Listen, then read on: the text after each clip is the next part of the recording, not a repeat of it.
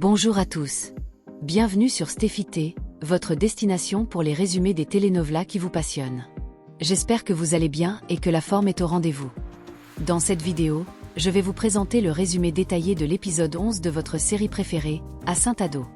Dans cet épisode, vous découvrirez les intrigues qui entourent la fête où Samantha a humilié Anna, ainsi que le moment crucial où Anna décide de dénoncer Salvador à la police.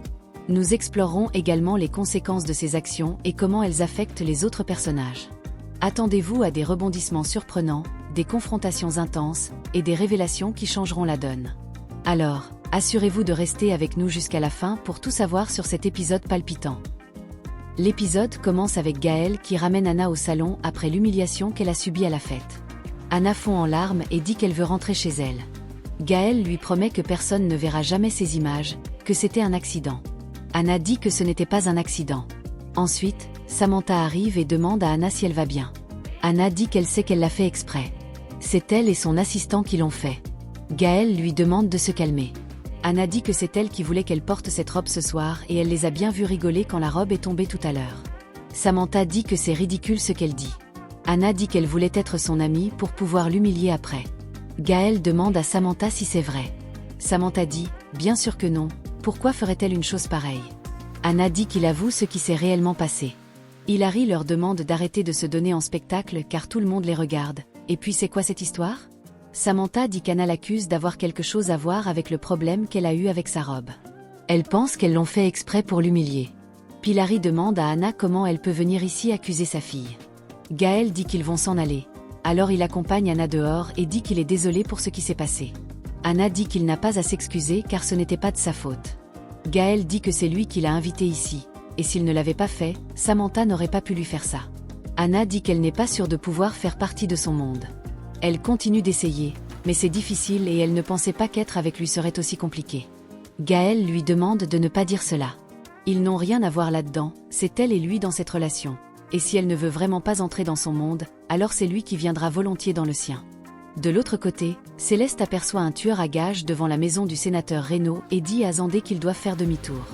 Ensuite, elle appelle le sénateur et l'informe qu'il est sur le point de se faire attaquer, alors qu'il fasse attention à lui. Le sénateur demande par qui. Céleste dit qu'elle ne sait pas du tout, mais il doit partir de chez lui tout de suite.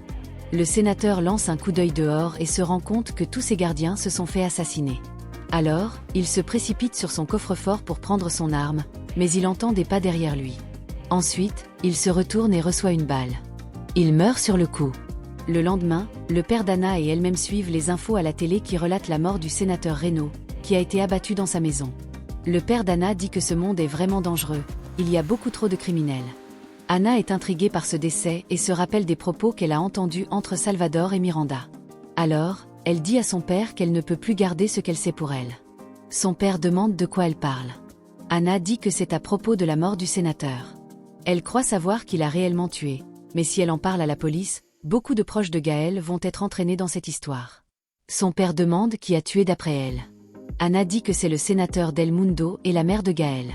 Elle les a entendus parler de ce qu'ils devaient faire au sénateur et que tout ce qui se passe maintenant faisait partie de leur plan.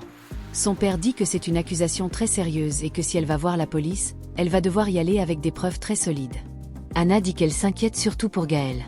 Salvador est comme un père pour lui, et elle ne veut pas le blesser. Son père dit qu'elle devrait peut-être en parler à Gaëlle avant. De l'autre côté, Miranda et Salvador suivent la mort de Reynaud à la télé. Et Miranda dit qu'on pourrait prendre ce décès pour un crime passionnel et dire qu'il a été tué par l'amant de sa femme. Toutes les preuves mèneront à cette conclusion, c'est une magnifique histoire. Salvador dit qu'elle fasse en sorte que tout se passe comme prévu. Une erreur, et il pourra dire au revoir à sa carrière politique. Miranda dit qu'elle ne laissera pas ça arriver, mais c'est Anna, elle n'est absolument pas convaincue qu'elle n'ait rien entendu de leur conversation. Salvador dit que si elle les avait entendus, est-ce qu'elle n'aurait pas déjà parlé à la police ? En plus, elle aurait déjà quitté Gaëlle si elle savait quel genre de personnes ils sont réellement. Mais tout de même, il va faire suivre Anna et comme ça, ils sauront si elle est au courant de quelque chose ou pas. Miranda demande ce qu'il faut faire si elle sait déjà tout. Salvador dit que dans ce cas, elle la tue. De l'autre côté, Céleste dit à ses coéquipiers qu'elle est sûre que c'est Salvador qui est derrière ce meurtre. Xandé demande ce qu'ils vont faire maintenant que le sénateur est mort et qu'ils n'ont plus personne pour les aider. Céleste dit qu'ils s'en tiennent au plan. Ils vont se battre ensemble contre Salvador. De l'autre côté, Anna arrive dans le bureau de Gaël et dit qu'elle a quelque chose d'important à lui dire. Gaël demande de quoi il s'agit. Anna dit que son oncle et sa mère sont liés à la mort du sénateur Reynaud. Elle les a entendus en parler. Gaël dit que son accusation est très grave. Est-ce qu'elle les a vraiment entendus dire qu'ils comptaient assassiner Reynaud? Gaël dit que dans ce cas, elle a du mal interpréter ce qu'ils disaient. Anna dit qu'elle les a bien entendus et qu'il se pourrait que ce soit eux. Gaël se met en colère et dit qu'elle ment, ce n'est pas vrai ce qu'elle dit. Ensuite, il s'emporte et casse un verre devant elle. Alors, il lui présente ses excuses et lui dit qu'il connaît très bien sa mère et son oncle et que ce ne sont certainement pas des meurtriers. Alors, elle lui promet qu'elle ne fera rien du tout avant qu'il n'ait pu parler à son oncle. Anna reste, s'en va, Gaël reçoit un appel et s'en va. De l'autre côté, Miranda reçoit un appel de son espion qui dit qu'il a suivi Anna. Elle parlait avec Gaël, elle a l'air très sérieuse et on dirait qu'elle sait quelque chose. Miranda demande où elle se trouve. L'espion dit qu'elle est au Sénat et qu'elle parle avec Gaël actuellement. Miranda le dit à Salvador pour qu'il aille immédiatement rejoindre Gaël. De l'autre côté, Anna prend le dictaphone sur le bureau de Salvador et écoute sa conversation avec Miranda lorsqu'il planifiait la mort du sénateur Reynaud. Ensuite, Gaël arrive et Anna dit que maintenant, elle en est sûre, Salvador est impliqué dans la mort du sénateur Reynaud et elle a des preuves. Soudain, Salvador arrive et Miranda demande de quoi il parle. Gaël dit qu'Anna vient juste de lui dire quelque chose. Anna lui demande d'oublier ce qu'elle lui a dit tout à l'heure, qu'il laisse tomber. Ensuite, elle s'en va. Salvador demande quel est le problème. Gaël dit qu'elle lui a dit quelque chose qu'il ne veut tout simplement pas croire. Miranda demande c'était à propos de quoi. Gaël dit qu'Anna pense qu'ils ont quelque chose à voir avec la mort du sénateur Reynaud. Salvador dit que c'est ridicule, mais qui lui a mis cette idée dans la tête. Gaël dit qu'elle les a entendus en parler tous les deux. Est-ce que c'est vrai? Miranda dit que c'est vrai qu'ils l'ont surprise en train de les espionner pendant qu'ils parlaient, mais ce n'était pas du sénateur Reynaud. Elle les a sûrement mal compris. Salvador dit qu'il n'a pas l'air d'un meurtrier, tout ce qui tue chez lui, c'est son charme. De l'autre côté, Anna est dans le taxi de son père et se rend compte qu'ils sont suivis par le tueur de Salvador. Alors, elle demande à son père ce qu'ils vont faire. Son père lui dit de ne pas s'inquiéter, bientôt ils seront au poste de police. De l'autre côté, Salvador demande à Gaël s'il connaît bien Anna. Il se pourrait qu'elle travaille pour leur ennemi. Gaël demande ce qu'ils vont faire pour s'en assurer. Miranda dit qu'ils la suivront, et comme ça, ils sauront si elle leur est fidèle ou pas. Salvador dit qu'il va faire suivre Anna, et comme ça, ils sauront si elle sait quelque chose ou pas. Gaël dit que s'ils découvrent qu'elle est avec eux, qu'ils lui fassent oublier tout ce qu'elle sait. Salvador et Miranda qui suivent les accusations portées par Anna à leur sujet aux infos. Très furieux, Salvador demande des explications à Gaël. Celui-ci s'excuse et explique qu'il avait demandé à Anna de ne pas en parler à la police avant d'avoir pu discuter avec lui. Miranda insiste pour qu'il retrouve absolument Anna. Gaël essaie de la joindre par téléphone, mais elle ne répond pas. De l'autre côté, Céleste et ses amis suivent le témoignage d'Anna aux infos et décident de la retrouver pour la rallier à leur cause. Pendant ce temps, Hilary demande à Salvador des explications concernant l'affaire du sénateur Reynaud. Salvador affirme qu'il n'a pas tué le sénateur et dit à Gaël que si Anna est injoignable, cela signifie qu'elle a dû se cacher. Hilary se révolte contre Gaël pour avoir maltraité Samantha et porté atteinte à la réputation de son mari. Gaël, penaud, avoue que c'est de sa faute. Il pense qu'Anna est une espionne, et il croit que le dictaphone disparu est en sa possession.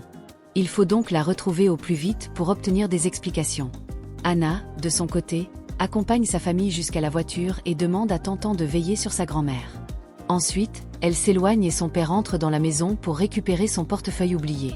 Pendant ce temps, Anna est attaquée par le tueur à gages de Salvador, qui l'endort et l'emmène dans sa voiture. Le père d'Anna arrive à son secours, mais le tueur le menace avec une arme, lui donne des coups de poing et le neutralise avant de s'enfuir avec Anna.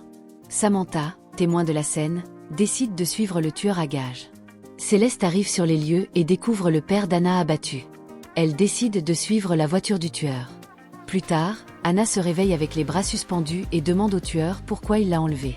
Celui-ci exige de savoir où elle a caché le dictaphone. Anna explique qu'il n'est pas sur elle et qu'elle ne le lui donnerait pas même si elle l'avait, car c'est la seule chose qui la garde en vie. Le tueur menace de la faire taire pour de bon si elle ne coopère pas. Samantha arrive sur les lieux et espionne la scène, choquée. De l'autre côté, Gaël arrive chez Anna et la contacte, mais il n'y a pas de réponse. L'ami d'Anna arrive et informe Gaël qu'ils ne sont pas chez eux, qu'ils sont partis. Gaël demande où ils sont allés, mais l'ami de Anna ignore où il se trouve et exprime son inquiétude concernant Salvador. Il espère qu'Anna ne se trouve pas avec lui. Pendant ce temps, Le père d'Anna arrive à l'entrepôt où le tueur à gages l'a emmené. Céleste arrive aussi et appelle Zandé pour demander du renfort, car elle a l'impression que quelque chose de grave va se produire. Anna, ligotée, demande au tueur de ne pas toucher à sa famille. Celui-ci lui répond que c'est elle qui a mêlé sa famille à cette histoire en refusant de coopérer, et qu'il va en finir avec elle. Le père d'Anna arrive alors derrière le tueur, lui donne un coup de poing et essaie de libérer Anna. Elle lui demande de partir pour sa propre sécurité. Son père insiste pour rester avec elle, mais le tueur à gages se relève et tire 2 balles sur lui. Le père d'Anna crie de douleur, et Anna pleure en voyant son père blessé. Le tueur à gages est distrait par le téléphone de Samantha qui se met à sonner. Il sort pour voir qui l'appelle, mais Samantha se cache. Pendant ce temps, le père d'Anna profite de la distraction pour la libérer de ses menottes et s'enfuir dans la forêt. Le tueur à gages reprend la chasse, mais en route, il tire à nouveau sur le père d'Anna, le blessant au dos. Anna, en larmes, supplie son père de partir pour sauver sa vie. Son père lui dit de s'en aller et que c'est elle qui détient la vérité sur le meurtre du sénateur Reynaud. Anna, refusant de le laisser, tente de le convaincre de fuir ensemble. Mais le tueur à gages les rattrape et tire une nouvelle fois sur son père. Ce dernier crie et supplie le tueur de ne pas tuer sa fille, mais il le frappe et lui donne une balle de plus. Anna, dévastée, voit son père mourir sous ses yeux et se relève. Mais elle est également abattue par le tueur à gages. Céleste et Samantha, témoins de la scène, sont choqués par la mort d'Anna. Le tueur à gages prend le dictaphone des mains d'Anna et s'en va. Miranda répond aux questions de la presse en affirmant que les accusations portées contre le sénateur Del Mundo sont fausses et qu'Anna est une espionne envoyée pour nuire à la réputation du sénateur. Les journalistes interrogent Gaël sur les rumeurs concernant sa petite amie. Gaël répète qu'Anna est une espionne envoyée par leurs ennemis politiques pour détruire leur famille et la réputation du sénateur. Miranda dit à Salvador que la chance est de leur côté, et que Gaël a décidé de tourner le dos à Anna. Salvador insiste sur le fait qu'ils doivent obtenir la preuve qu'Anna a contre eux avant qu'elle ne l'utilise. Miranda annonce que son agent s'en occupera et qu'une fois le travail terminé, ils n'auront plus besoin d'Anna et feront passer sa disparition pour une fuite. Samantha rentre chez elle, déprimée. Sa mère lui demande si quelque chose ne va pas. Samantha répond qu'elle est juste abattue, mais que ça ira. Pilar commente que l'affaire d'Anna a causé un grand scandale et que personne ne sait où elle est. Samantha se renseigne sur Gaël, et Pilar lui dit qu'il est effondré et qu'il a vraiment besoin d'elle maintenant. De son côté, Miranda rencontre le tueur à gages pour vérifier que les corps d'Anna et de son père ont bien été éliminés. Le tueur lui montre les corps qu'il a placés dans un fût. Il lui remet ensuite le dictaphone, et Miranda le paie pour ses services avant de partir. Le tueur à gages recouvre les corps d'Anna et de son père de béton, mais il est interrompu par le bruit d'une voiture à l'extérieur. Il va voir ce qui se passe, tandis que Céleste et Zandé en profitent pour retirer le corps d'Anna du fût et Zandé l'emporte avec lui. Céleste remet du ciment dans le fût pour dissimuler les traces. Plus tard, le tueur revient pour récupérer les fûts et les jeter dans le fleuve. De retour chez lui, Gaël essaie désespérément de joindre Anna, mais en vain. Il se révolte et casse tout autour de lui. Miranda arrive et lui demande de se calmer. Gaël exprime son désir de comprendre pourquoi Anna a agi ainsi, affirmant qu'il était prêt à tout abandonner pour elle. Miranda suggère qu'Anna avait peut-être une famille à nourrir et a agi ainsi pour eux. Au moins cela lui a permis de voir son vrai visage avant qu'il ne soit trop tard. Gaël déclare qu'il retrouvera Anna et rétablira la vérité. Merci de l'avoir suivi jusqu'à la fin. N'hésitez pas à partager votre avis en commentaire. Si vous avez aimé la vidéo, pensez à laisser un pouce bleu et à vous abonner à la chaîne pour ne manquer aucun résumé. À très bientôt pour de nouvelles aventures sur StéphiT.